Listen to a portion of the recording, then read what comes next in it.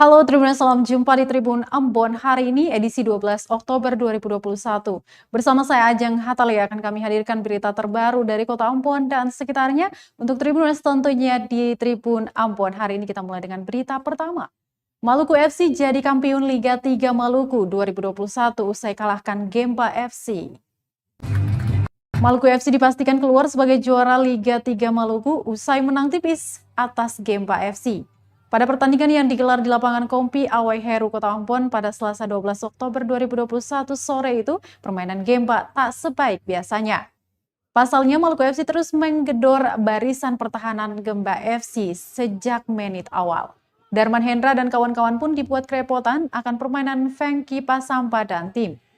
Maluku FC terus menyerang melalui sisi kanan penyerangan hingga mendapat hadiah tendangan bebas untuk Maluku FC dilakukan dan permainan bernomor punggung 3 langsung menjundulnya. Skor 1-0 bertahan untuk Maluku FC hingga turun minum. Pada babak kedua, Gempa FC tak mampu melakukan banyak serangan berarti. Terbukti hanya ada satu shoot on target untuk Gempa FC yang dilakukan oleh Darman Hendra. Skor 1-0 pun bertahan hingga peluit panjang dibunyikan wasit Robo Anggoda. Menurut pengakuan pelatih Gempa FC, Jasman Rumah Sukun, permainan mereka terpengaruh oleh berita duka yang dialaminya atas meninggalnya ibu dari salah satu pemain Gempa FC.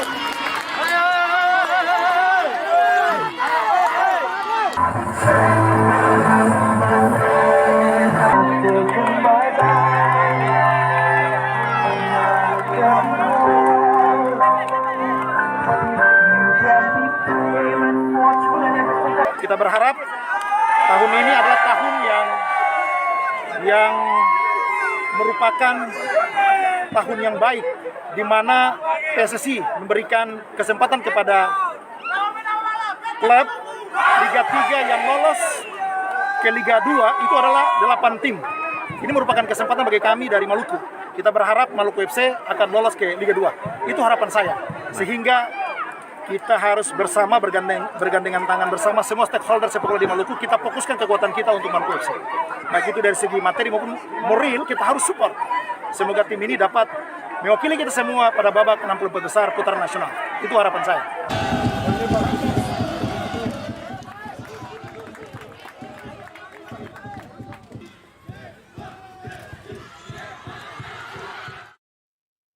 Baik Tribuners, kita ke berita duka. Salah satu korban laka lantas di Liang adalah ibu dari pemain Gempa FC.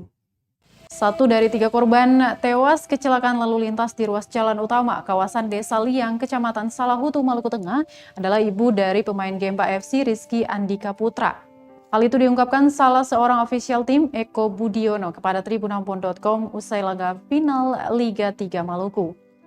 Para korban katanya hendak menonton pertandingan final yang mempertemukan Gempa FC lawan Maluku FC di lapangan Kompi Awai Heru Kota Ambon. Dia dan tim pun ikut berduka atas kejadian tersebut dan rencananya korban akan dimakamkan di kampung halaman.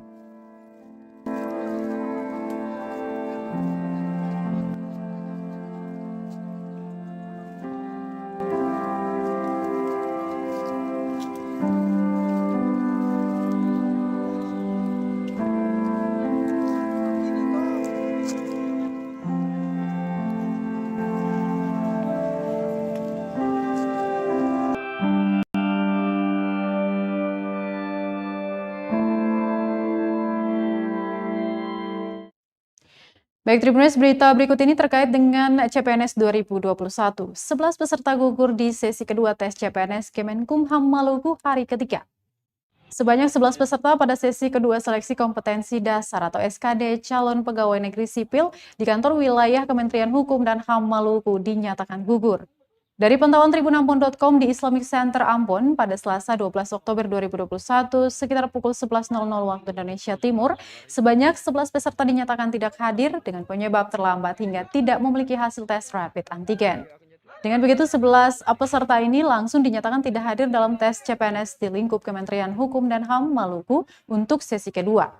Salah satu peserta Michael Renyaan mengaku terlambat lantaran lupa hasil rapid antigen di rumahnya. Menurutnya ketidaksiapannya ini akan dijadikan sebagai pelajaran agar kedepannya dalam mengikuti tes apapun harus memang lebih dipersiapkan lagi berkas dari jauh hari. Terpisah dari itu, Kanwil Kemenkumham Maluku Andi Nurka menyebutkan para peserta yang terlambat ini sebenarnya tidak ada niat untuk tes. Pasalnya, jika mereka berniat untuk melakukan tes tersebut, pasti di sebelum hari H mereka sudah mempersiapkan berkasnya. Untuk diketahui, tes CPNS ini dilaksanakan hingga tanggal 16 Oktober 2021.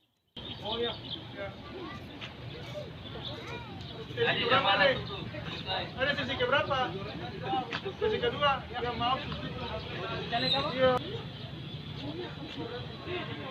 Selamat siang Pak, mohon maaf sesinya berapa? Sesi 2, sesi 2-nya udah ditutup Pak ya, mohon maaf Pak ya. Pak, mohon maaf sesi 2-nya udah ditutup Pak. Nggak bisa lagi Pak. Udah tutup. Mohon maaf ya, semua udah.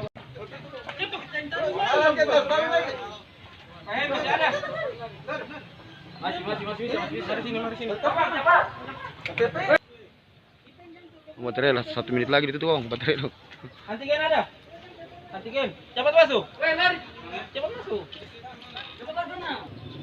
Sesi kedua telah ditutup.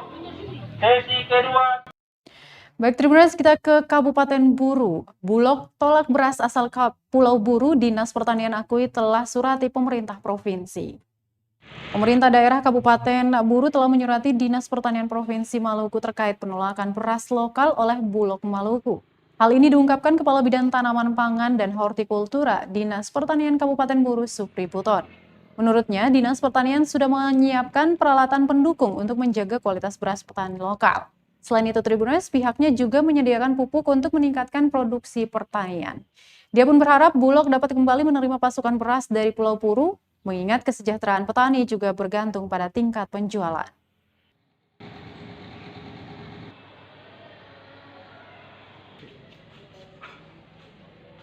Iya, jadi kalau untuk penanganan Bulog itu katong bersurat ke Dinas Pertanian Provinsi terkait dengan penerimaan beras dari petani masuk ke Bulog. Nah, untuk proses beras masuk ke Bulog itu biasanya ada standarisasi dengan kadar airnya. Katong sudah punya mesin pengering sampai dengan penggilingan yang kapasitasnya ada sampai 10 ton, 6 ton juga ada. Nah, kewenangan untuk Bulog itu adanya di provinsi. Katong bisa langsung karena yang tadi Bulog juga biasanya di provinsi Pak. Nah, untuk itu katong sudah dikirim ke provinsi, tinggal menunggu kelanjutan dari provinsi, Dinas Pertanian Provinsi dan Bulog di provinsi. Kalau itu sudah selesai, kemungkinan bisa diterima.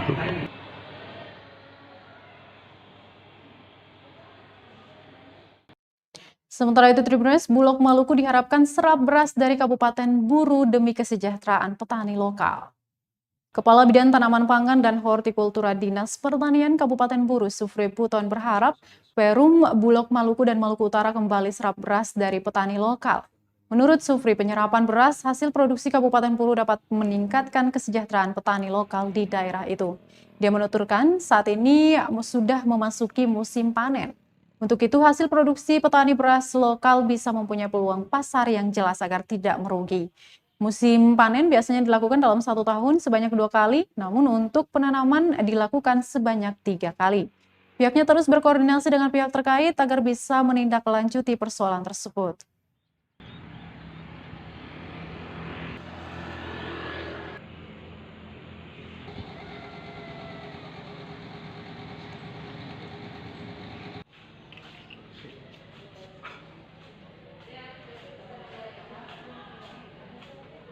Ya mudah-mudahan provinsi bisa secepatnya berkoordinasi dengan Bulog supaya petani juga beras yang, karena ini kita menghadapi panen lagi nih, supaya Bulog bisa mengambil beras petani ya, ujung-ujungnya juga ya, untuk kepentingan petani ya. Kita berharap Bulog bisa secepatnya lah mengambil beras petani. Tetap akan kita berkoordinasi secara intens untuk pengambilan beras dari Bulog.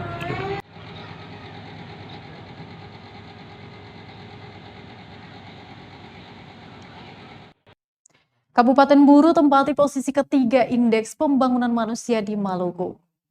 Kabupaten Buru akhirnya menempati posisi ketiga Indeks Pembangunan Manusia atau IPM di Provinsi Maluku dengan nilai 68,95 poin di tahun 2020.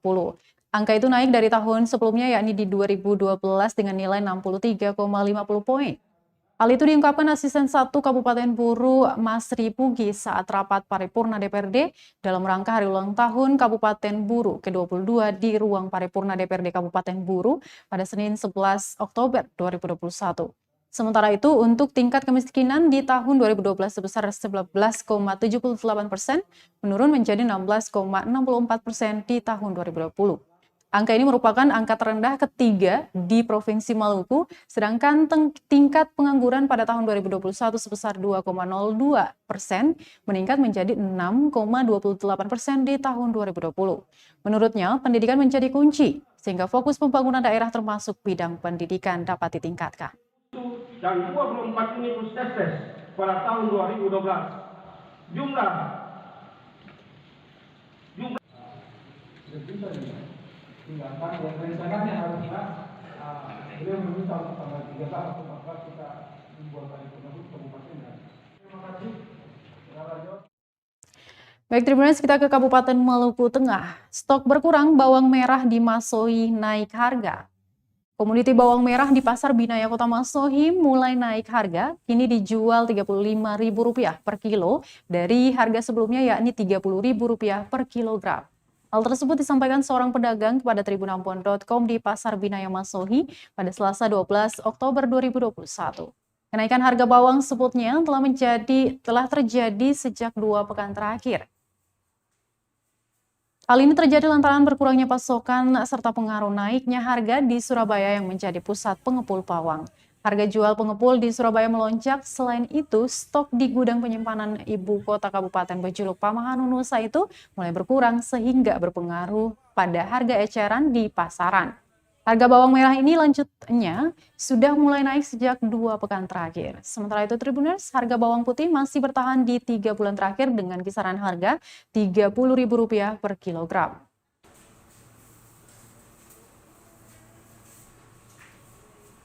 Masih biasa. Berapa per kilo? Dia per kilo masih 30 ya? Saya ngalami kenaikan. Yang naik bawang merah. Bawang merah mana? Naik dari berapa ribu? Kalau bawang merah dia pun yang per karung itu dia naik 2.000 per kilo. Oh, per kilo. Sebelumnya berapa satu kilo? Sebelumnya 22. 1 kilo. Ya.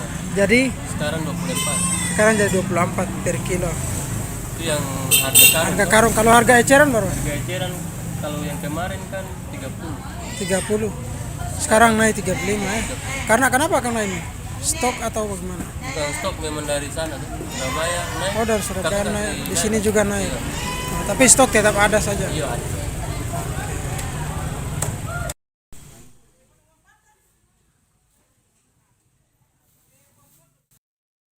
Baik, Tribuners, berita tadi sekaligus menutup perjumpaan kita di Tribun Ambon untuk edisi hari ini, 12 Oktober 2021.